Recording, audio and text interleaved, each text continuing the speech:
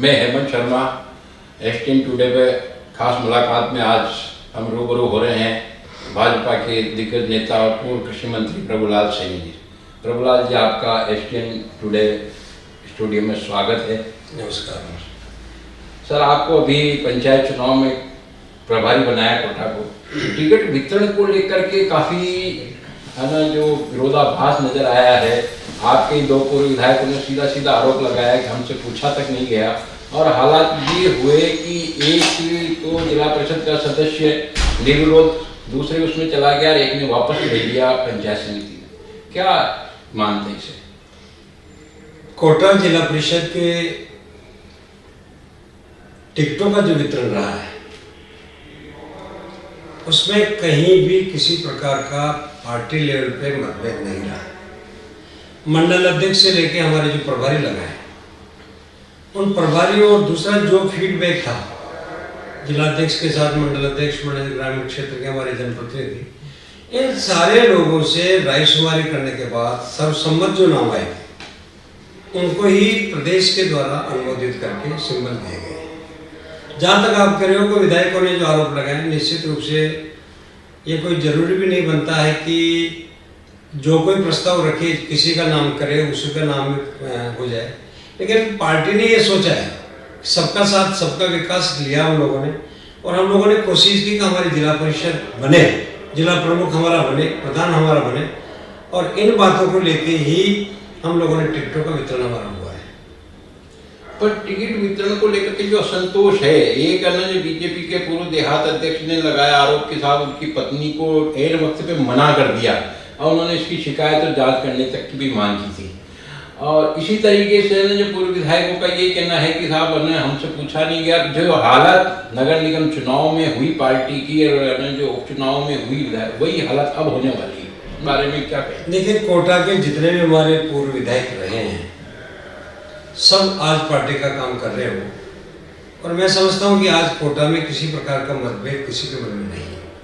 Ticket वितरण को लेकर तो आप देखिए, हर कोई राजनीति, चाहे वो कांग्रेस हो, चाहे बसपा हो, चाहे अन्य कोई भी राजनीतिक दल हो, छोटा मोटा कहीं ना कहीं अपना एक ईगो बन जाता है। इसके कारण से कुछ समय के लिए उसका एक विरोध बन जाता है, लेकिन ये स्थायी नहीं था। हमारे सब लोग पार्टी के हित में काम कर रहे हैं, पार्टी को जिताने का संकल्प सब ले रहे हैं, इसलिए अभी कोई किसी प्रकार का मतभेद किसी में नहीं है। और नगर निगम की जो आप बात कर रहे हो, जिस प्रकार का हुआ, अब की बार ऐसा नहीं होगा। हम अच्छे बहुमत के साथ में जिला परिषद को बनाएंगे। तो आपको क्या लगता है कि जो अपने जिले की 5 पंचायत समिति और जिला परिषद में क्या स्थिति रहने वाली है बीजेपी की? देखिए, हमारा लक्ष्य पांचों पंचायत समिति बनाने का है। हमारा प्रथम, क्योंकि हमको वोट क्यों देंगे, तो हमको वोट इसलिए देंगे कि 3 साल का जो शासन कांग्रेस का रहा है वो निराशापूर्ण रहा है। और आप ये देखेंगे कि यहाँ पर ग्रामीण क्षेत्र की यदि हम बात करें तो किसानों के हित में काम नहीं हुए हैं। आप पेयजल के बारे में इनको चिंता व्यक्त नहीं की है, सड़कों की स्थिति बड़ी दयनीय चल रही है, और किसानों के हित में जो फैसले होने चाहिए थे, किसान सम्मान निधि को छोड़ के बाकी हम बात करें केंद्र सरकार की योजनाओं को छोड़ के, तो इस सरकार ने किसानों के हित में नहीं लिया, बल्कि किसान कल्याण शुल्क और इन्होंने लगाया। जबकि कृषि उपज मंडी अधिनियम कानून में पहले ही ये प्रावधान है कि किसानों के लिए एमडीएफ होता है, उसमें उसके अंतर्गत पहले ही प्रावधान किया हुआ था। सुपर ए क्लास की मंडी से हम लोग 3%, और बी और ए क्लास की जितनी हमारी मंडियां उनमें 3% तक 2% तक का मंडी शुल्क जो आता था उसका पैसा किसानों के विकास के लिए, सड़कों के विकास के लिए वो पैसा खर्च होता था।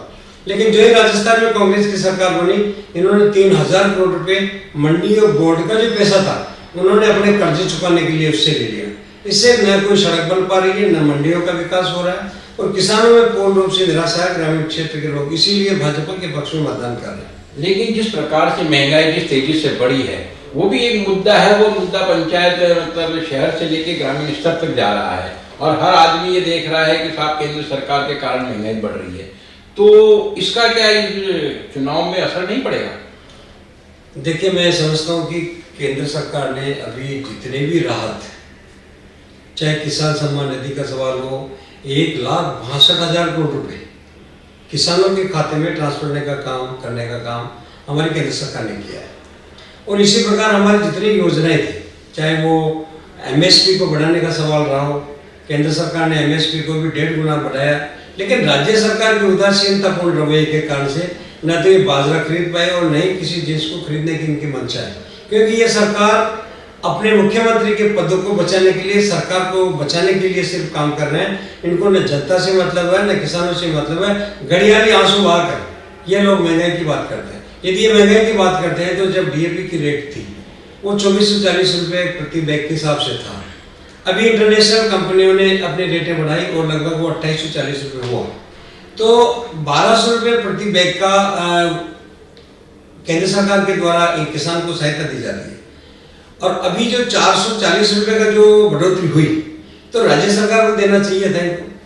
किसान के हित की बात करने वाले लोग एक पैसा नहीं देना चाहते। अब केंद्र सरकार उसको 1640 रुपये की सब्सिडी हम लोग दे रहे हैं, इसलिए किसान पे जो लोड पड़ रहा है उस लोड को बचाने का काम केंद्र सरकार की तरफ से हम लोग कर रहे हैं।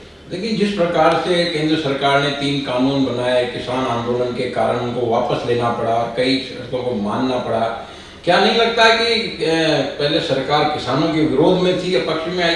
देखिए, 3 कानून का जहाँ सवाल है उसमें पहला कानून है संविदा खेती, यानी कीमत का आश्वासन अधिनियम था, जो एक किसान को आश्वस्त करता था कि आपकी उपज जो पैदा होगी उसको हम इस भाव में खरीदेंगे।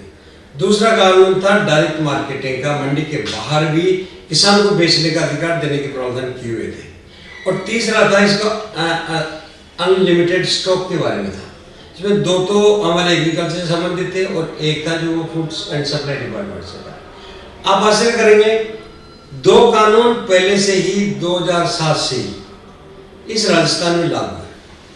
आज भी संविदा खेती राजस्थान के कानून में हम लोगों ने परिवर्तन करके आज भी ये चालू है। सीधी मार्केट सिंगल लाइसेंस देकर मंडी के बाहर खरीदने का भी जो काम था वो हमारा पहले से चालू है। इसलिए 3 कानूनों का विड्रॉ होने का या लागू होने पर राजस्थान में उसका फर्क नहीं पड़ने वाला। इसलिए नहीं पड़ने वाला, हम तो ऑलरेडी उनका पहले से ही काम कर रहे हैं और इसी गहलोत सरकार ने भी इसका विरोध किया है। लेकिन ये इनका मैनिफेस्टो उठा के देखें, 2019 का जो चुनाव हुआ लोकसभा का, और मैनिफेस्टो को हम देखते हैं तो मैनिफेस्टो में तीनों चीजें इन्होंने खुद अपने मैनिफेस्टो में कही है कि हमारी सरकार आती है तो हम संविदा खेती को लागू करेंगे, किसान को उचित पैसा दिलाने के लिए डायरेक्ट मार्केटिंग का काम करेंगे। आज ही उसका विरोध करें तो आम जनता, आम किसान ये समझता है कि ये कांग्रेस के द्वारा फैलाया गया भ्रम था और उसी भ्रम के आधार पर किसान भ्रमती होने वाला राजस्थान में नहीं है। लेकिन जिस प्रकार से किसानों की आय दुगनी करने की घोषणा की गई थी, अभी तक उस पर कोई काम नहीं हुआ। किसान आज भी अपने आप को ठगा महसूस कर रहा है और उसकी मतलब आय जो है बेचारा वो न जो आड़तियों के या मतलब दलालों के उसमें चुंगल में फंस के अपने आप को बर्बाद महसूस करता है। तो इससे आय दुगनी करने के मामले में कोई काम? देखिए, ये निश्चित रूप से आय का मतलब सिर्फ और सिर्फ मंडी में माल बेचने से संबंध नहीं होता है। आय का मतलब होता है production, productivity, safe, size and quality improvement. अगर इनोवेशन के द्वारा एग्रीकल्चर का काम किया जाता है और उसी नवाचार के आधार पे किसान की आमदनी बनती है, जैसे आलू है, आलू का किसान उसको बुआई करके खेती करता है तो 8 से 10 रुपए किलो उसका आलू बिकता है। और मोदी जी का और हमारी सरकार का विजन है कि हम उसको वैल्यू एड करें, उसके चिप्स बनाएं। यदि हम किसी प्रकार की चिप्स बनाते हैं, अंकल चिप्स बनाते हैं, स्नैक्स बनाते हैं, तो आप उसकी 10 गुना कीमत बढ़ जाती है। तो मोदी जी का ये विजन था कि हर खेत पे इंडस्ट्री लगे, जहां उत्पादन है वहीं विपणन की व्यवस्था हो जाए। जहां किसान अपनी खेती करता है उसको भी आप देखेंगे कोरोना काल में जब किसान त्रस्त था, 1 लाख करोड़ रुपए की घोषणा किसानों के वेलफेयर और किसान की आमदनी दुगनी करने के लिए प्रधानमंत्री जी और वित्त मंत्री जी ने की गई। आप ये देखेंगे कि जहां ग्रीन वेजिटेबल्स, ऑपरेशन ग्रीन के नाम से एक बहुत बड़ी घोषणा हुई जिसमें सारी व्यवस्था की कि जिसमें आलू, टमाटर, प्याज और इस तरह की पेरिशेबल जो सब्जियां हैं इनका प्रोसेसिंग, वैल्यू एडिशन, एक्सपोर्ट क्यों करें, तो उसमें भी सब्सिडी देने के प्रावधान 50% तक का उसमें प्रोसेस करने पर अनुदान के प्रावधान किए गए थे। इसलिए कई किसान हमारे आज वेयर हाउस कर रहे हैं।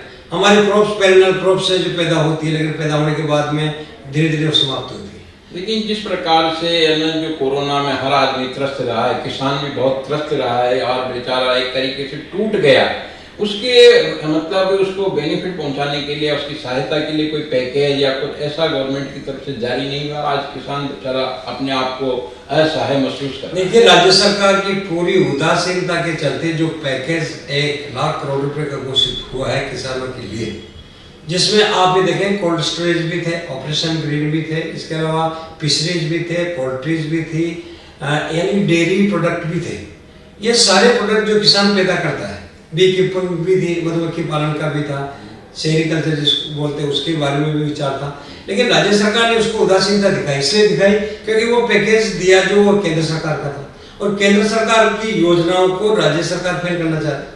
लेकिन इसके बावजूद भी हम लोगों ने जो पोर्टल बनाए और जनधन योजना लागू हुई, उसके माध्यम से सीधे किसान के खाते में ट्रांसफर करने का काम अब किया। सरकार जो बिचौलिया थी उसको हटाने का काम हम लोगों ने किया।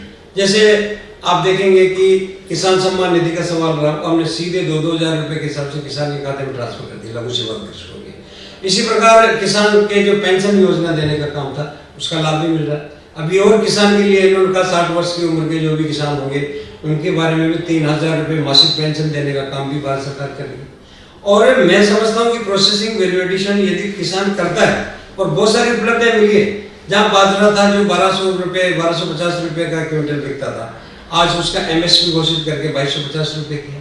और जितने भी हमारे क्रॉप्स थी, चाहे वो गेहूं हो, चाहे मक्का हो, चाहे उड़द हो, चाहे दलहन हो, चाहे तिलहन हो, सभी में 1.5 गुना के हिसाब से लागत से 50% जोड़ करके एमएसपी की सूची जारी की है। जब इस कांग्रेस का आप आश्रय करेंगे, आजादी के इतने वर्षों के बाद भी कभी समर्थन मूल्य के बारे में उन्होंने चिंता नहीं की।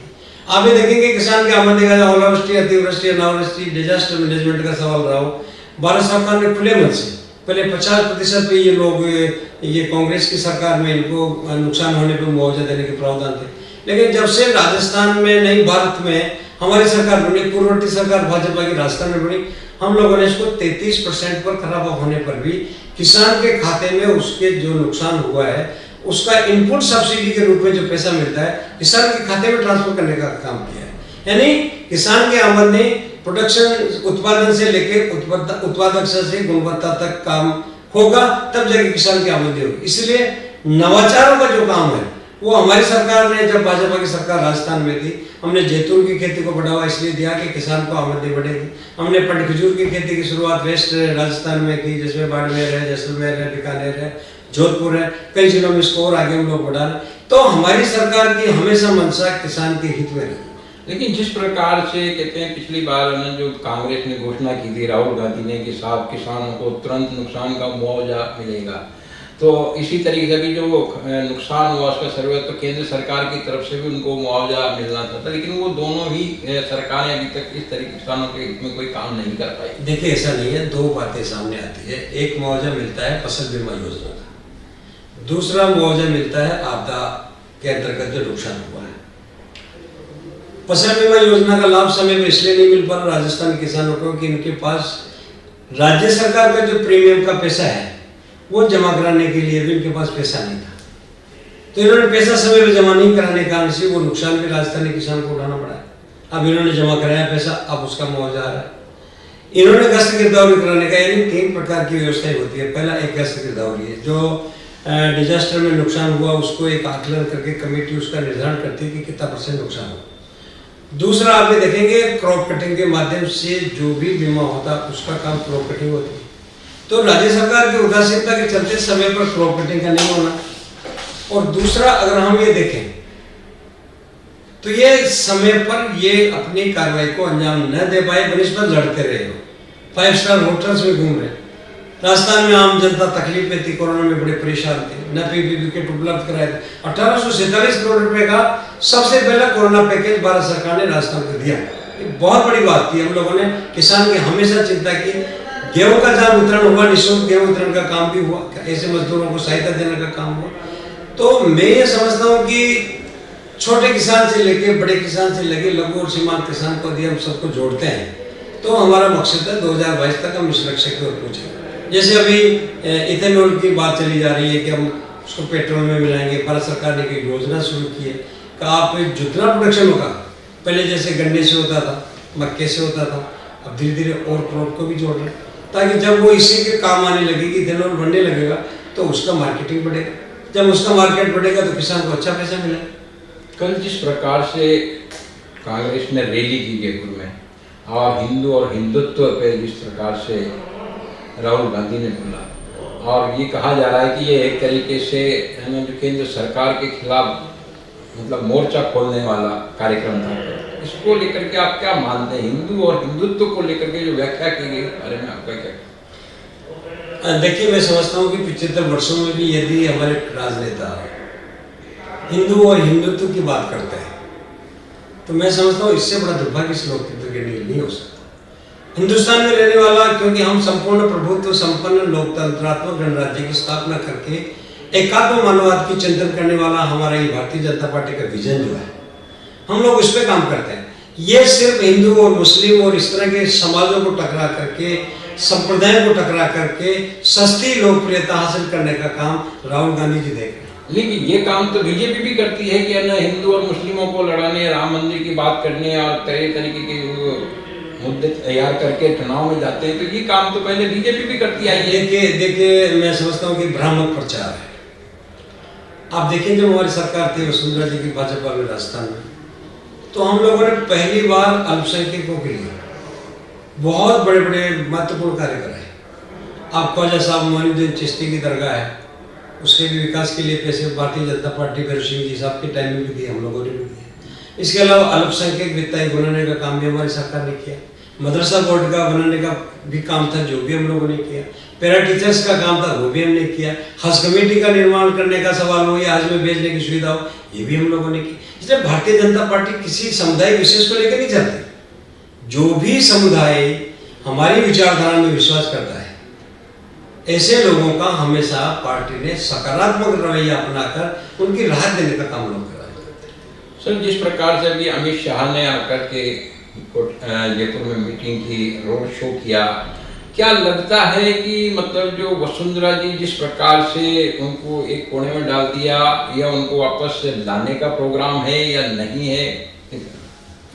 देखिए, वसुंधरा जी आज भी हमारे राष्ट्रीय उपाध्यक्ष हैं, राजस्थान की मुख्यमंत्री रही है, और आज भी उनका सतत भारतीय जनता पार्टी के पक्ष में काम करने लगा है। देवदर्शन यात्रा का सवाल रहा हो, कई लोगों ने इसको पॉलिटिकल एंगल से देखना शुरू किया। नहीं, उसमें कहते हैं कि जो नेता प्रतिपक्ष ने कोई टिप्पणी कर दी थी चुनाव को लेकर। देखिए, पार्टी लेवल पे नहीं है, व्यक्तिगत लेवल पे कोई भी व्यक्ति कोई भी टिप्पणी करे, उसका विशेषाधिकार है, वो करे, लेकिन इसको पार्टी के रूप में नहीं थोपा जाना चाहिए और देखा भी नहीं जाना चाहिए। तो क्या मैं ये मानते हैं या आप ये मानते हैं कि अगले जो 2023 में चुनाव होंगे विधानसभा के, उसमें बीजेपी का मुख्यमंत्री का चेहरा कौन होगा? क्या वसुंधरा जी होंगी या कोई और? देखिए, मुख्यमंत्री चेहरा तय करने का काम तो शीर्ष नेतृत्व का होता है, और उसके बाद विधायक दल जो बनता है, उस विधायक दल के अंतर्गत ही तय होता है कि कौन मुख्यमंत्री होगा। इसलिए किसी चेहरे के आधार पर न लड़के भारतीय जनता पार्टी के सिद्धांतों के आधार पर चुनाव लड़ती है, और हमारा जो संसदीय बोर्ड जो बना दिए वो सारे मिलकर तय करते हैं। लेकिन ऐसा नेता लोकप्रियता के आधार पर यदि हम देखें तो ऐसे लोगों के लिए ही फैसले पार्टी करती है, पार्टी के आधार पर ही मुख्यमंत्री बनता है। तो जिस प्रकार से उपचुनाव और पालिका चुनाव में पार्टी की हार हुई, तो ऐसा नहीं लगता है कि प्रदेश नेतृत्व इसमें है ना जो इस व्यवस्था को बनाए रखने में या मतलब पार्टी को आगे बढ़ाने में विफल साबित हुआ? देखिए, मैं समझता हूँ चुनाव में जीतने और हारने का आंकड़ा किसी नेतृत्व में लगाना ठीक नहीं। चुनाव सामूहिक होते हैं, ये सबका दायित्व होता है। भारतीय जनता पार्टी का प्रत्येक छोटे से लेकर बड़ा कार्यकर्ता है, ये हम सबका दायित्व बनता है कि हम भाजपा को जिताएं। लेकिन स्थानीय कुछ समस्याएं बन जाती है, पॉलिटिकल कारण बन जाते हैं, इस कारण से चुनाव लूज कर जाते हैं, कई बार जीत भी जाते हैं। इसलिए मैं समझता हूँ ये कोई निर्णायक नहीं है कि हम जहाँ हार गए हम जीत गए। चुनाव हारना जीतना लोकतंत्र की व्यवस्था, ये जनता पर डिपेंड करता है, वो हमारी नीतियों के आधार पर उनको वोट देती है नहीं देती है। लेकिन इसका आकलन सिर्फ इस बेस पे नहीं करना चाहिए कि हमारी पार्टी में गुटबाजी है। नहीं, तो गुटबाजी तो बिल्कुल खुल के नजर आ रही है ना कि एक तरफ जो सतीश पूनिया जी हैं, एक तरफ वसुंधरा जी हैं, और दोनों अलग अलग चल रहे हैं, और ये मैसेज जा रहा है कि वसुंधरा जी को अगर वापस नहीं लाया गया, उनके नेतृत्व में चुनाव नहीं लड़ा गया, तो वरना जब बीजेपी लूज हो जाएगी 2023 में। देखिए, वसुंधरा जी ने कभी ये बात नहीं कही, कभी इस तरह की बात वसुंधरा जी के मुंह से न तो सुनी है न ऐसी उम्मीद, क्योंकि वो राष्ट्रीय उपाध्यक्ष हैं, पार्टी के हमारे नेता रही है। और सतीश पूनिया जी निश्चित रूप से हमारे प्रदेशाध्यक्ष हैं। आज प्रदेशाध्यक्ष पार्टी के मुखिया हैं। आज पूरे राजस्थान भर में पार्टी का नेतृत्व देखने का काम सतीश पूनिया जी का, इसलिए दोनों की अलग भूमिका है। एक स्टेट को देख रहे हैं और एक केंद्र को देख रहे हैं। दिल्ली में बैठकर पूरे देश का विजन बनाने के लिए वसुंधरा जी अपना काम कर रही है, और राजस्थान को मजबूती कैसे मिले इसके लिए पूनिया जी और सारे लोग मिलकर काम कर रहे हैं। तो आपकी क्या व्यक्तिगत राय, मैं जानना चाहता हूं कि राजस्थान में नेतृत्व किसके उसमें चुनाव लड़ना चाहिए, नेतृत्व किसका होना चाहिए? देखिए, नेतृत्व का जहाँ सवाल है, पहला लक्ष्य तो हमारा है कि हम 100+ सीटें जीत कर आए। 100+ सीटें जब हम जीतेंगे, हमारी रीति नीति और मोदी जी के नेतृत्व में मोदी जी को चेहरा बनाकर राजस्थान में चुनाव होंगे, ऐसा संकेत अभी अमित शाह जी ने दिया। अच्छा, रही बात पार्टी की रीति नीति पॉलिसी, जैसे उत्तर प्रदेश में अभी जो चुनाव होंगे उनमें पॉलिसी मेकिंग की जाएगी। जैसे भी आपने देखा होगा गुजरात में भी चुनाव हुए, हो सकता है यहाँ पार्टी किस प्रकार के चेहरे को प्राथमिकता दे, ये अभी न तो कहना चाहिए न ही कोई कहेगा। पंचायत चुनाव का दूसरा चरण 15 तारीख को है। इसके बाद में रिजल्ट आने के बाद जिस प्रकार से प्रत्याशी जीतने वालों की बाड़ाबंदी की जाती है, आप लोगों की उस तरह की कोई योजना? देखिए, बाड़ाबंदी से मैं हमेशा सख्त खिलाफ रहा हूँ, नहीं मैं बाड़ाबंदी पे विश्वास करता हूँ। हाँ, ये निश्चित रूप से होता है कि जब चुनाव होते हैं तो एक विचारधारा के लोग, चाहे वो कोई भी पार्टी हो, अपने लोगों को एक साथ इकट्ठा करके किस प्रकार से मतदान करना, किसके पक्ष में हमको क्या करना, ये सारे प्रशिक्षण के रूप में हम लोग एक जगह मिलते हैं। बाड़ाबंदी का रूप इसको दिया जाना मैं समझता हूँ दुर्भाग्यपूर्ण भी है, अच्छा भी नहीं। कोटा में जिस प्रकार से जो बीजेपी में गुटबाजी चल रही है, और उसको लेकर के नहीं लगता कि इन चुनाव में उसका खामियाजा पार्टी भुगत सकती?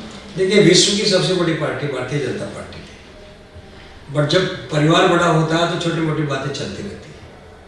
लेकिन कोटा में मैं समझता हूँ सब पार्टी के खिलाफ कोई नहीं, व्यक्तिगत विचारधारा, व्यक्तिगत आइडियोलॉजी कोई आदमी रखता होगा, कोई नेता रखता होगा, लेकिन सबका लक्ष्य सिर्फ कमल की मजबूती है। हमारा लक्ष्य, सबका लक्ष्य विधायकों का है। इसलिए मैंने पहले ही आपको कहा कि हमारे कोटा में कोई गुटबाजी नहीं है। बहुत अच्छे बहुमत के साथ भारतीय जनता पार्टी जिला प्रमुख भी बनाएगी, पंचायत समिति भी हम लोग बनाएंगे, एक मुखी होकर हम लोग यहाँ पर काम कर रहे हैं। धन्यवाद साहब। सैनी साहब, आप हमारे स्टूडियो में पधारे और आपने कई मुद्दों पे खुल करके बात बताई, और आज के कार्यक्रम में बस इतना ही। अगली मुलाकात में फिर हम आपसे रूबरू होंगे और आपके सामने उपस्थित होंगे।